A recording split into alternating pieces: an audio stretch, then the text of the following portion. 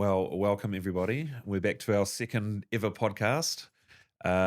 Still don't have a name for it yet. Maybe we'll come up with something soon enough. But yeah, the purpose of today's podcast really is we're into the new year and it's all around New Year's resolutions. We get a lot of inquiries this time of year about trying to get on top of finances. This is the year everything's going to change and so on. So we thought it'd be a good idea to do a broad overview of that and some ideas around that. Our special guest today is Emily Rabbit, does some of our marketing. You might have heard her voice on some of our segments, our marketing segments, and so on. And one of the reasons that we've got her here today as well is Emily is a fitness professional, ran the F45 here. What Tell us a bit about yourself, Emily. What have you been up to before you came on board as started doing the marketing and so on? Well, I would say I've lived many lives, and when I try to explain to people all the things I've done, it's quite a long one. So I'll just start with arriving in New Zealand Yep. roughly 10 years ago. And I got into fitness simply because I wanted to take control of my own health and understand it because there's so much noise in the background. And it was confusing. And I was trying all these short term things to try and get myself fit, and it just wasn't working. So I started study at NMIT and did the bachelor's, Okay. which was a distance program through AUT. So I got my degree in sports and recreation. And through that, got into different aspects of fitness. So I didn't just try one thing, I did many things like Pilates. Um, Strength training, so like that hypertrophy focus. And then I ended up working and managing F45 here Yeah. in New Zealand and in Canada. And then I came back to New Zealand and I've been doing that for a long time. And I guess I've known you a couple of years now, and one of the things that when we've been talking a bit is some of those similarities between, I guess, finance and you've touched on a couple of points there, finance and fitness, and those are the two main resolutions that people have around get on top of your fitness and health and finance. Those are the two main resolutions apparently. The two things you touched on there, people look for short term fixes is one, and the other one is that there's a whole lot of noise out there, and the same two things are the same that I've seen in finance. People looking for short term fixes to problems, but also if you go online, there's a whole lot of information there, but some of it's relevant, some of it's not, and how do you steer through it all? So that's really the purpose of this conversation. Hopefully, we can trade ideas a little bit. I guess from my perspective, I've been doing this. It's coming up 20 years in Nelson, and I've seen thousands of people's circumstances, mainly in the South Island, to be fair, but all around New Zealand. So I've got a context I feel that a lot of people don't, and so hopefully we can share some of those good ideas today. But what I'd probably start with you is, if your New Year's resolution was to get fit and healthy, what would be the first thing you'd start with? We would tell someone to start with. Yeah, it's a super popular thing, obviously. And it's so funny because in Nelson, everyone's New Year's doesn't quite start till about now. Now, yeah, yeah. So now's when the questions are coming in and when people are getting on track. I think it's all about understanding where you're at. So it's not about aiming for perfection, but figuring out where you're at now. So tracking what you're doing, figuring out your calories, and then making minor tweaks. The other thing I would say is don't give up after 3 weeks because, again, those quick fixes, that's when people stay on track as long as they think they can. They don't see any change right away. And then they just think, oh, stuff this. I'm not going to do it anymore. So it's tracking, finding what you like, staying on track, and being kind to yourself because, again, we start beating ourselves up when we don't see those immediate results. And the only way you're going to get there is if you keep going.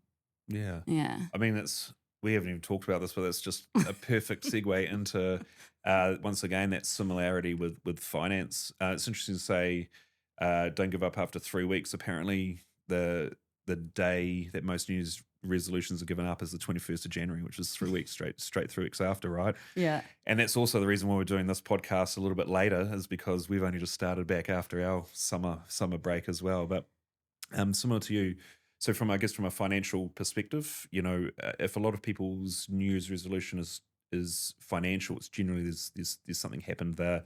They feel as if they're falling behind or things are out of control. Something's triggered it.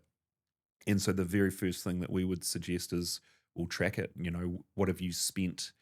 And what I would normally say to folks is you might grab out 3 months worth of spending from your cards, and categorize all that spending, pretty broad categories: food and rental, mortgage, phones, coffees. It doesn't have to be to the last detail, but get some clear categories of where your spending's going. You want 3 regular months so that you take out anything like a Christmas or a trip or something like that, and then take 3 months worth of spending, divide it by three, and then you've got your average monthly spend. So that's similar to what you're saying about tracking your Yeah. calories, or find out where is your money going. In my experience, even going through that process, people were shocked sometimes at what they see, and everyone's got their thing. Some people are very generous, with gifts and giving money away. Some people buy too much, spend so much on clothes. Some people go out for dinner way more than they thought, or socialize way more than they thought. But there's quite a lot of value in just simply going through that exercise of tracking, hey, where is my money actually going? Most people know how much they earn or have a fair idea how much money is coming in. Yeah. Self-employed, a wee bit different, but most people know how much they earn, but very few people know where their money's going. So that would be the number one thing that we would suggest if someone was trying to get on top of things. And then from there, I guess it's a bit like what you're saying. It's being conscious of spending your money going forward. There's nothing. We're not budget advisors, by the way. We yeah, we're not. We just and it's sort of a little bit irrelevant where the money goes. But what we want is people have a good life now, so it's not so much don't spend your money and cut it all back. It's just be conscious of where that money's being spent, and do you need to spend it? If your New Year's resolution is to get on top of things financial, well, there's obviously some misspending going on. So identifying where that is, and then I guess that's where some of the information online is quite good. If you're finding yourself spending too much on online shopping, or your food bill's totally out of control, there's some really good stuff out there online saying, "Hey, this is how you might manage those sorts of spendings and cut it back and so on." But yeah, once again, that would be where I would start as well. Yeah. Yeah, that's cool. I actually the first time that you mentioned that, finance and fitness went hand in hand, and the way you explained it with all the supplements and confusing things out there, it just made perfect sense. So it's nice to see this kind of alignment. And maybe for people who don't have any clue about fitness but have some idea about finance can like resonate with it and then take some steps to make the changes that they're after. But the thing of a lot of it's human nature, isn't it? Is you want to be better, and you know how to do it. It's getting those controls in place, and then the discipline to follow through, right? Yeah. So, which once again is what you talk to. Having a good diet and exercising regularly. If you do it on a regular basis, well, at some stage you're going to become fitter, aren't you? The Yeah. same is true with finance, right? If you spend less than you earn and square that money away in a sensible place, over time you'll get ahead financially. Like, it's inevitable. Unfortunately, it's just not that easy because we're human and things get in the way and so on. Which goes to your point about being gentle on yourself when you go off the rails a wee bit, because life happens, eh? Yeah, absolutely. There's That's the thing. so many influencers and confusing things out there that make, especially with social media. I mean, don't get me wrong, content queen, I love social media, but I'll be the first to say, like, I'm posting the highlights, like, I'm Yeah, posting the good stuff. I don't feel the need to post the bad stuff. Some people do, and that's great. But I come from it with the realization that, like, it's not real. It's as real as it is to me in the time, but it's not like, my day's so easy because I filmed the easy bits of it and posted it. And that's what people get confused about with fitness mm, influencers and all that TikTok stuff that they see.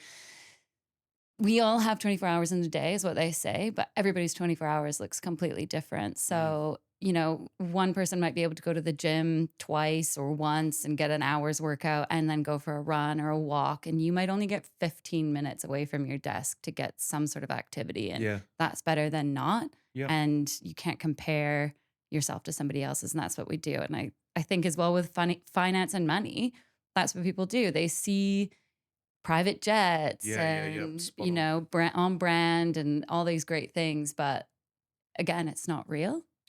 Spot on, and I guess that's one of the because I see it as well. what I get to see, fortunately, in my job is, I said at the start, I've seen thousands of people's situations, and it's, we're all in New Zealand. Yes, there is poverty, and there's some wealth, but generally speaking, folks are in this middle sort of class area, relatively well educated, or can be. And it's remarkable how similar people's financial circumstances, in my experience, are just remarkable. So people see a lot of things like someone's got a flashed car or been on a trip or whatever it is, that whole keeping up with the Joneses thing. Although, you don't see how much is on finance. You don't see people who literally can't afford that but are pushing the boat out to get there, or using credit cards and so on. And I do. I've got experience of people, completely overspending, just simply trying to maintain, I guess an image. So Yeah. same sort of thing. You're what you're seeing is perhaps not the reality of life. So yeah. Yeah, absolutely. And I think as well, like everything is relative to your goals. So if your goals are to own that private jet or only buy Chanel, that's fine and great. You're going to have to work really hard to get there. But it's the same with fitness in the sense of like, you can't look at a bodybuilder and somebody who is an athlete and trains Yep. for a living and compare yourself to that. Yeah, sure. You Yeah, have to yeah. find like the middle ground of what's suitable to your lifestyle and your goals. I guess, you know, if the first part of, I guess, getting on top of things financially was figuring out where you're at and where everything is, Mhm. the next step, I guess, from our perspective would be, um, looking ahead and making changes to any of those costs that you're incurring now. And you made a point there, you'd make small changes, straight away. So for us, one of the things we say at the round about this time of year, because people tend to have a bit of downtime or so on, is you might go through all your utilities. I mean, this is probably not the most fascinating thing to No, to, go to on. but it's important, right? This is probably the time of year we'd go through, say, all your utilities. For example, if one of the telcos is offering, they'll offer something for new people, but they Mhm. don't offer existing clients. So you might get a better deal shifting, from 2 degrees to Spark or whatever it is. It's the same with your power company. It's the same with, your internet provider and so on.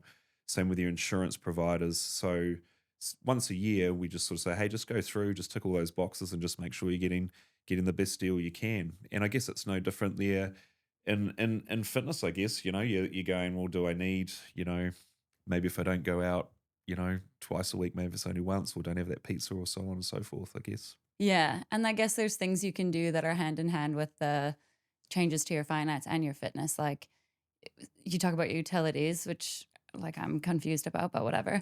Um, somebody will tell me what to do. But I mean, like there's things that are more ingrained in us, like subscriptions, like Netflix. Cancel your Netflix subscription, save money, Gotcha. Yeah, yep. and use that time to go for a walk or hit the gym. Easier said than done if you're a reality TV show mental person like I am. HR, yeah. That would be one of the bigger changes I've seen in the last 20 years, is those subscriptions coming in and people not knowing, How much money they're how much they're paying. going, right? You got Yeah. 5 streaming services, and you don't even know it's going out, and you can't. So it's that sort of thing. Hey, what are we actually subscribing to here? And they increase their prices all the time. And again, people just don't. and on your apps as well, right? You're Yeah. paying that monthly subscription to whatever it was that you're not using anymore. Yeah. So that's a really good thing to do from a financial perspective. That's what we would do, or suggest you do once a year. Just go through it whenever it is. Your birthday, or around January, is a really good way of trimming things back.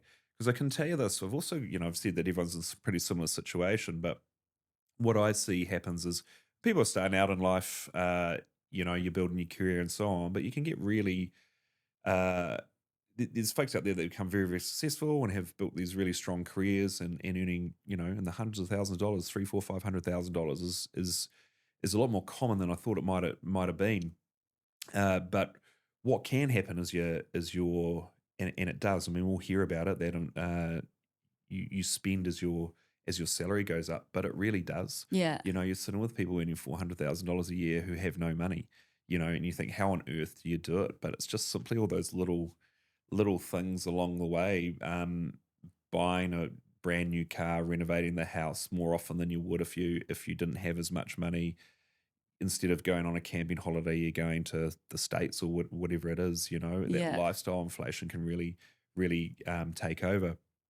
So it goes back to, I guess, once again, what's your goal? If your goal is to live a life like that, well, that's fine, right? But if you want to get ahead or build a bit of wealth or build set aside something for retirement, you've got to rein it in. Yeah. And we just go back to that. Hey, finding out where you're at, controlling that going forward, and just being disciplined as you move forward.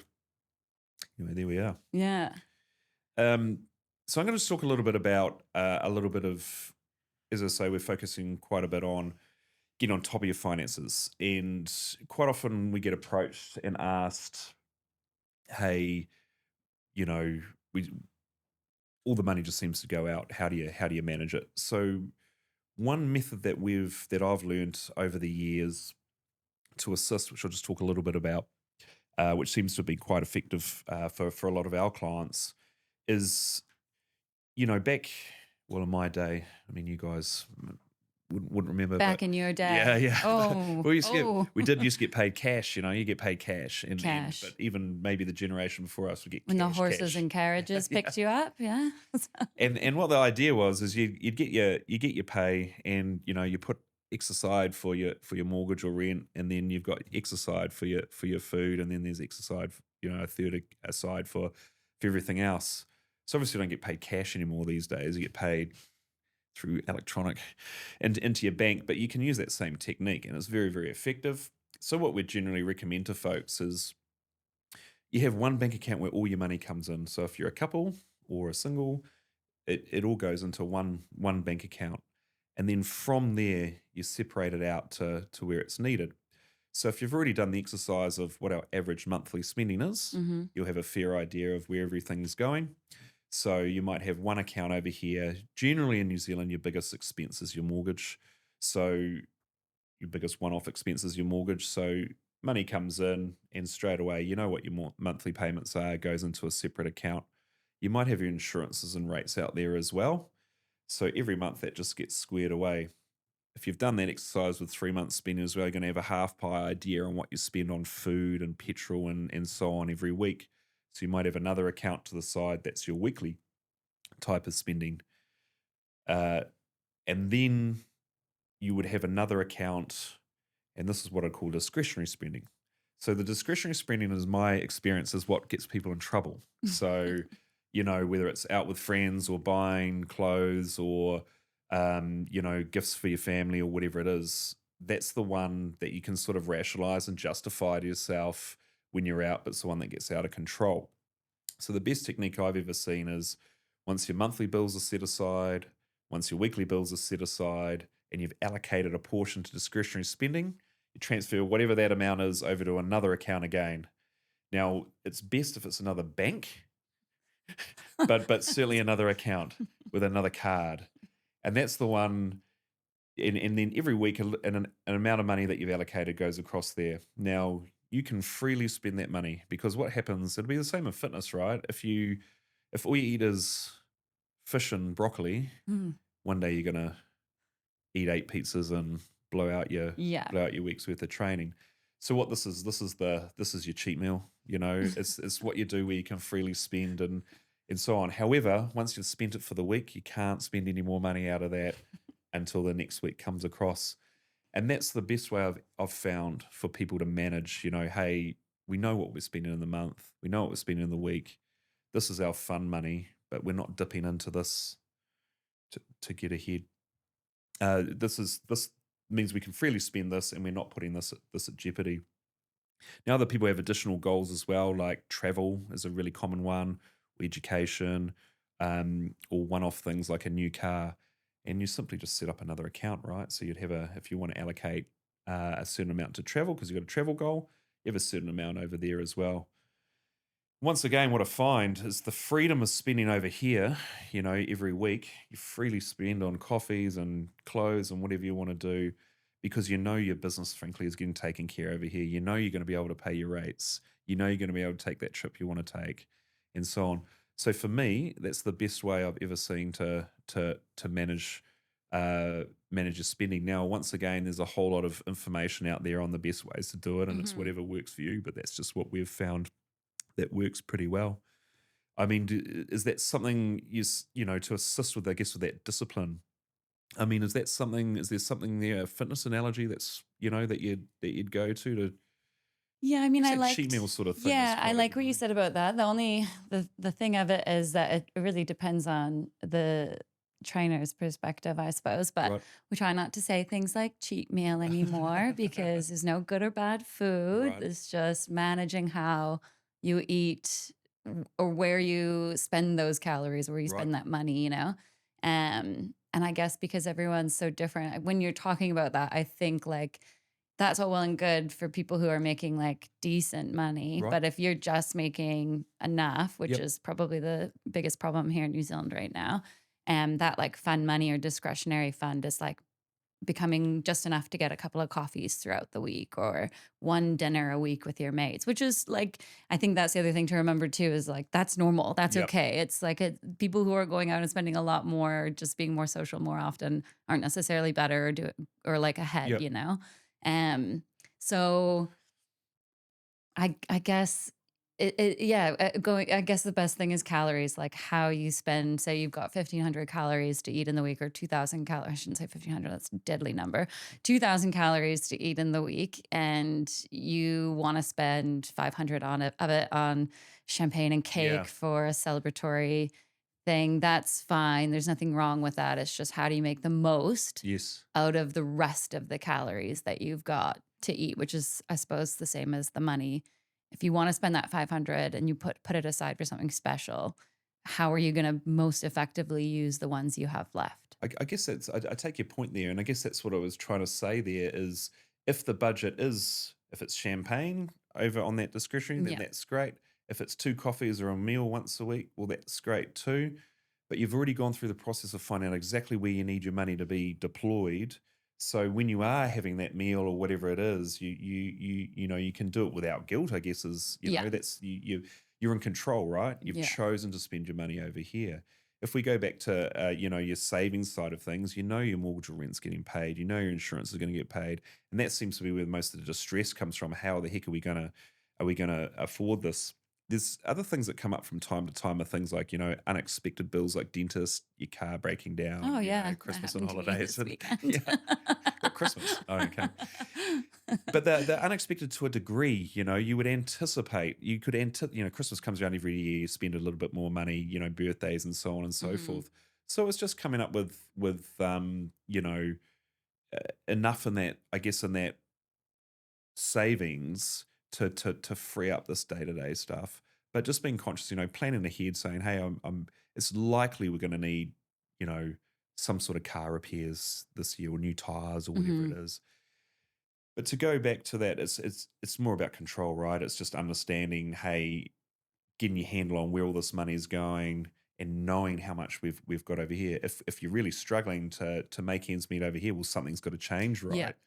But then at least you know, and you're not just burying your head in the sand and not doing anything, and then something really bad goes wrong and you can't afford your rent or whatever it is, Yeah. and so on. So, or you get yourself in trouble and you need help. Well, at least you're going to preempt it. You Yeah. need adjust your mortgage or whatever it might be. At least you're not burying your head in the sand. You're taking on early. Yeah. Yeah, I I'd say think to that. yeah, people not putting so much pressure on themselves, less guilt or ego.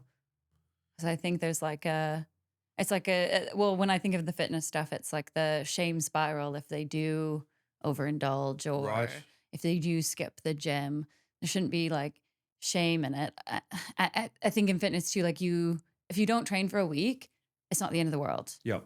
It's not gonna lose. You're not gonna lose all your process and your progress, but you have to start and get into it a little bit Yep. to not fall behind. Gotcha. Yep. So getting a little bit ahead. Momentum. Yeah. Yeah. Yeah. Same with the putting those things aside and having that plan and being prepared for things like you said that come up every year. Christmas. It's not Yep. like it's not a shock. Mm. Every year we have to organize presents or think of other people than ourselves or think more of ourselves and buy ourselves lots of presents.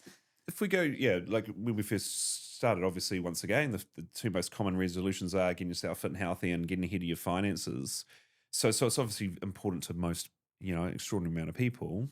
And then one of the other things we spoke about first was keeping it front of mind. It's the same with, it's very easy to let it get away, or like I say, slip into that spiral where I didn't go last week, so I won't go this week. Yeah. Or it's the same with finance. So I'm behind, so I'll just, I'll splurge over here because, I'm not in control anyway. I guess it's just Yeah. going back to that. Hey, get those, I guess, those foundations in place, that structure in place. If you slip up a week or two, well, that's fine. At least you've got those main structures there, Yeah. sort of say.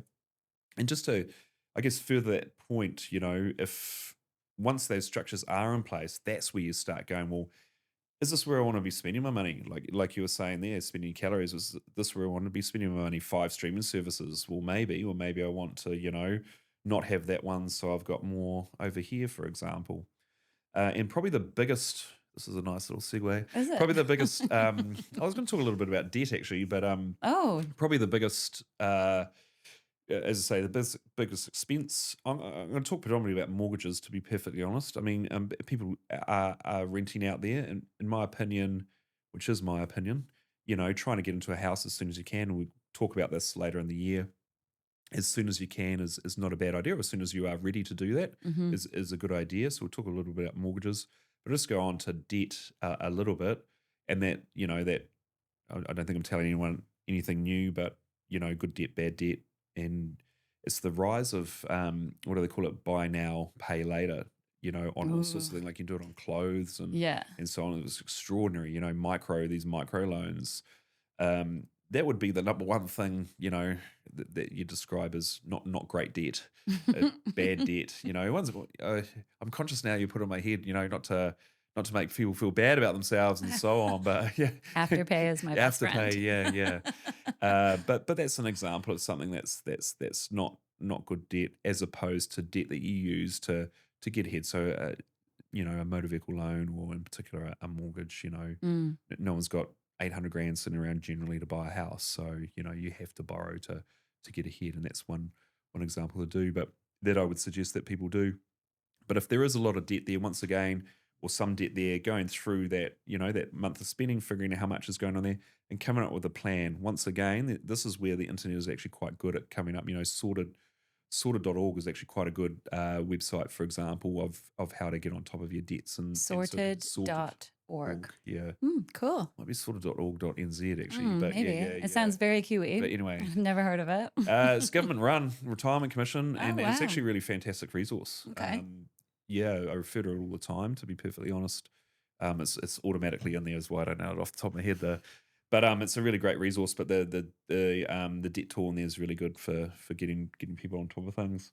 But one technique that I've heard over the years, if you have say 5 debts, you might, the pure economic theory is that you try to pay down the one with the highest rate of interest first, so maybe credit card or afterpay or whatever it is. But there's so that's one theory. Another theory is they call it snowball effect. Is you start on your smallest debt, and you meet all your minimum payments there. Get rid of the smallest debt first, and you've only got 4, right? And so you're building that momentum. Concentrate on the next smallest one, next smallest one, next smallest one, and so you start building, a bit of a momentum, and you can feel the satisfaction of some of those debts going away. And instead of trying to pay 5 different places, you're you're clearing them one at a time. Or additionally, one of those debt consolidation type loans, and you package it all up. A client a couple of years ago actually, that was quite, 2 or 3 credit cards and a little bit else going on, a gym card, that sort of thing. Little debt consolidation loan just freed up a heck of a lot of, not only financial space, but headspace. Yeah. Right. Yeah. Yeah. Really, really clear Yeah. there. That can weigh on you. But if the number one thing that you do, if your New Year's resolution was to get ahead on your finances, if the number one thing I would recommend would be to track where your spending was. Number two was to, have a look over where that spending is, and cut those costs as much as you want to, or Hmm. direct that money where you'd prefer it to be. Number three would be, just get on top of your mortgage. Frankly, if you have a mortgage, get on top of that. I won't go into it too much today because we'll do another session on that. We'll get an expert in. But the stat that I sort of rattle off sometimes, it used to be $300,000 mortgage, but now mortgage, say $600,000 mortgage. if you've got a $600,000 mortgage, you pay it off over 30 years and the interest rate around about 6%, you end up paying around about $700,000 worth of interest. So you're paying $1.3 million on your $600,000 loan, roughly. Roughly. Roughly. If you pay that loan off in 20 years, you end up paying, I did write it down, you end up paying $400,000 worth of interest. So you save $300,000 in interest alone, which goes to you instead of the bank, right? So that's one reason, if you have a mortgage, and like I say, in the New Zealand context, there's a lot of security in retirement if you own your own home freehold. This seem in my experience. So the sooner you can do that, the better, or make so get into that first home, and I would prioritize aggressively paying down that mortgage initially anyway, and it just offers up one. If all you want to do is pay off your mortgage, there's an example where you've saved $300,000, or alternatively, once your equity is built up, once you've got more value in the house than the debt, it offers up opportunities like using that money to buy a business, or buying a rental property, or so on and so forth. But yeah, if your New Year's resolution is to get ahead, track your spending, cut your costs, and then you'd get a good mortgage broker, or a good mortgage advisor through your bank to really get on top of that mortgage, would be my next advice. And then it's from there where you know that's when you'd really start looking, to start build and get ahead, and so on and so forth. So those are my first three things that I'd look at. Did you? So but for fitness, if you were track your calories, Yeah, yeah, get into a routine, yeah. be disciplined.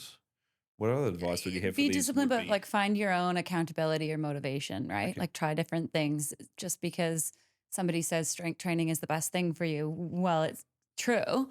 It Yep, might not be exactly what you love. So start with something that you actually enjoy that's doing good so that advice. it's not a chore, that it's something you get to do, not something you have to do. And I think it's important to remember getting into it. Same probably with finance and debt, is that none of that stuff happens Mm, overnight. Like you don't just wake up one day unhealthy or unfit. It takes years. mm. And so remembering that is super important, because I think people wake up one day and like a certain pair of jeans doesn't fit and they just What? forget. Sorry, didn't know. Trousers and and jeans for you. and they just forget that like that didn't happen because they had that burger last night. That happened Yeah, over yeah, yeah. time. So give yourself that same amount of time to get back on track, and just don't worry about it so much. I mean, we've made that point already, and it's true. The one thing I've seen, and once again, I've sat with clients for the best part of 20 years now, some of Yeah. them, and watched them build themselves up. The to get ahead financially, putting little bits of money away Mhm. over a long period of time is, as ridiculous as it sounds, it's almost a one-way bet to financial success, and it's similar enough with, like we said at the start, if you eat less than Yeah. then you burn, and you exercise regularly, well, you're going to get fit, right? It's the Yeah. same. It's the same in the financial context.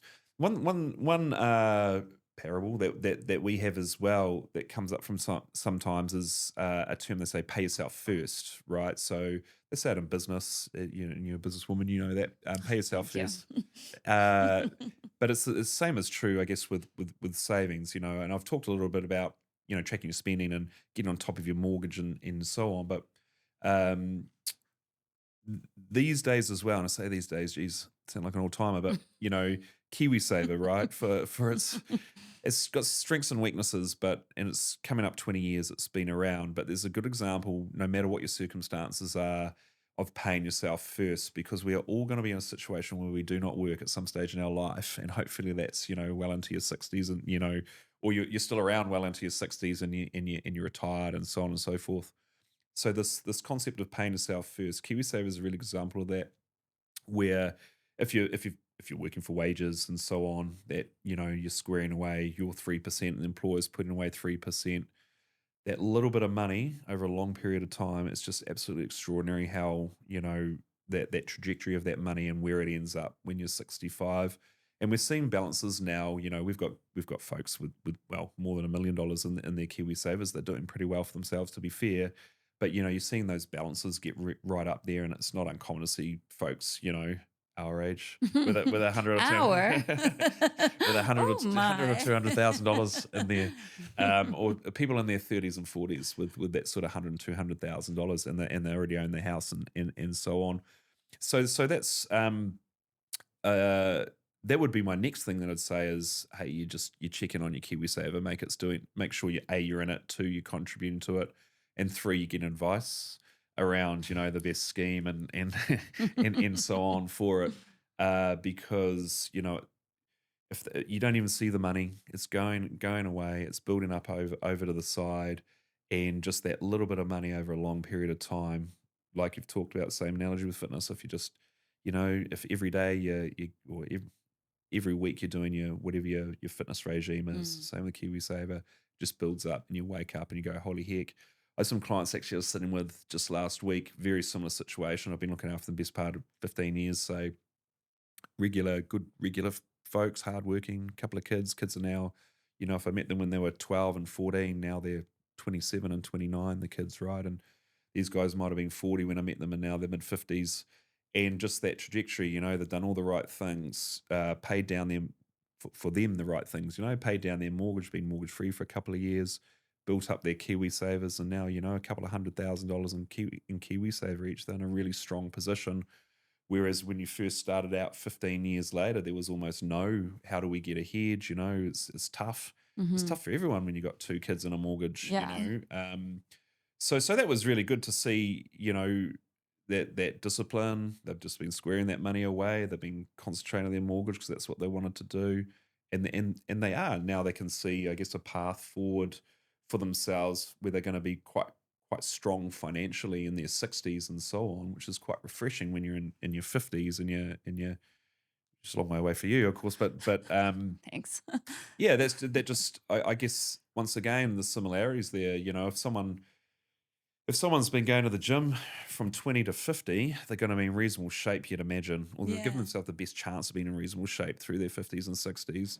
And it's no different. It's no different on the financial side. Is Intern. yeah, so in turn, he'll be on in a minute. It's no different on the financial side. If you set up everything as you go through correctly, if you're putting money away all the way through, you end up in a pretty good shape at the Yeah. end. Yeah. And just to tie that up a little bit, because I need more attention. Um, No, you're good. I sort of lost my train of thought now. But I think a couple things to remember. It's okay to ask for advice in Mm, either category, mm, finance or fitness. It's what you're here for. mm, It's what people like me are here for. I mm. might not be working in a gym right now, but there's nothing I love more than talking about fitness. And I encourage people to send me messages all the time. Ask me about your eating, ask me about your fitness routine. If you post about it, I'll comment because I want to help people. Mm. And then that's, I think, part of why we're doing this kind of content for your Yep. social media is to get those little bits of advice out there because we're not trying to gatekeep any of these secrets. It's just that there's so much information and we want to find the best way to help Yeah. Nelsons and Nelsonians. Is that what Science. Yep. Nelsonians and Kiwis, right? Like people who are around the South Island, the ones that are the closest to us, the ones that we can help Yep. affect change for. And another thing to remember, I'm hoping, fingers crossed, this is the same in finance, but in fitness, it doesn't matter when you start. If like, you're not behind. Just Mm, because somebody started when they're 20 doesn't mean that you can't start when you're 50 mm. or when you're 40 or when you're whatever, right? And just get into it Yep. and you'll feel better for it. You might not be a bodybuilder, but who am I to say? Mm, 50-year-olds become bodybuilders out of mm, nowhere. mm. It just depends on Precisely. how determined you are. And Any maybe you have to priorities and work that little bit harder when you start later, but there's nothing wrong with that. You might be more focused when you're a little bit older. You might have more determination when you're a bit older. mm, But is that that's true right. with finance? Totally. Thank God. Yeah, absolutely. But the key thing there is get advice, right? No, Yeah. no matter what it is. But fitness and finance, get advice, and that would be the thing that I'd say at the end of this little session here. Oh, sorry. No, no, no, Did I jump the gun? no, no, no, which is now, but Okay. is just that. We're obviously available for advice, but for example, we don't do mortgages, but we have trusted partners or people Hmm. that we know do a really good job that would say, "Hey, all the time and saying, just you need to talk to someone who knows about this and just take their advice. It's their field of expertise. Yeah. Especially, I mean, you've said it yourself. I mean, here we are putting stuff on the internet ourselves, but we've got a really good specific context, a New Zealand context, Yeah. and particularly, I mean, we're both in Nelson, right? So Yeah. particularly in this location, we've got a context that whatever website in the states doesn't have, and Yeah. there's different laws and all that sort of thing over there, and so on. But get really good advice, and if you once again, if your New Year's resolution was finance, it's because there's something's triggered. You're worried about something, or Yeah. you think you're not getting ahead, or you're falling behind. So you're worried. So get advice, Mhm. and they'll tell you. Well, they should if they're any good. They'll tell you where you're at, and a bit like you're saying with your goals, depending on what your goals are. If you figure out where you're at, and if that's your goal, well, a good financial advisor, a good financial planner will tell you if you're going to get there or not. They'll Yeah. certainly set you on the path. And if you can't make it there, you might be able to make it there, but at least you're going to make it somewhere. You know what I mean? Yeah. But like what you're saying, you might Yeah. not become a billionaire at 65, but to be fair, I don't think you'd become one. If you're chatting with me anyway, it's not really can't really do that. But you can certainly make grounds to make sure that retirement you don't have that hardship in retirement. Well, there's a saying there is no jail more cruel than poverty in retirement, poverty in old age. So, and it's true. You don't want to be sitting there at 85 sick, Oh God, without the I'm gonna cry. resources to yeah. But It's yeah, so sad. it's 50 years away for you. You got a lot of time to sort it out. Yeah. So it's never too late to seek out advice. And then even we do sit with folks that are drawing on retirement age and thinking, holy heck, what's going to happen here? But at least you can have a think about some strategies or come up with some strategies. And Yeah. there's a ton of strategies that you can come up with to try to get through. Also, it's not just us. I mean, we are. I guess we're trying to get people ahead. But if people are in financial strife, there's also Citizens Advice Bureau. There's budget agencies and so on and so forth. That can really get you back on track. But yeah, the 2 points that you make, which are very similar, are get advice. Mm. And like you say, you know, trends come and go. I don't know, trends come and go, Mhm. but the same philosophy seems to be the same. Same with finance. Geez, the next big thing has come 20 times in 20 years and Yeah. has come and gone. And the next big thing was the last bad thing in my experience. But the general basics and the common investment theory or common financial theory just plows through it all. Yeah. So get good advice, and it's definitely never too late. That's for sure. Yeah. Good. People in their 30s think it's too late, and then people in their 40s think it's too late, and people in their 50s think it's too late. It's Yeah. not too late for anyone. It's just, don't bury your head in sand. Get a checkup, and then make plans to see how far you can go. Yeah. That's what I would do if I had my New Year's resolution was a financial one, And basically. I would do that if I was Or come see you. fitness. I come see you. Good luck. Thoughts and prayers. Yeah. Anyway, with that, we're going to wrap up today. Thank you so much, Emily, for coming and Thank you help so us much for out. having me, Mark. Emily edits our podcast here, so you'll be seeing good snaps of her and Or I'll good just be cutting outtakes it all and, out. and hearing her voice on some of our marketing campaigns. But yeah, thanks so much for coming in, and hopefully you guys got some value out of there. Flick us a note if you want to follow anything up. And the idea here was to sort of set a scene. We'll go into depth on things like, how to invest, even some of the things around some of the insurances that you can cost control on or get better in place, more in depth into KiwiSaver and so on. We've got a couple of folks that are pretty good on mortgages, and a little bit on we later on in the year we've got a little bit on, you know, wills, enduring power of attorney, and that, do you need a family trust, and so on and so forth. But with that, we'll say goodbye. Thank you very much, and see you next time.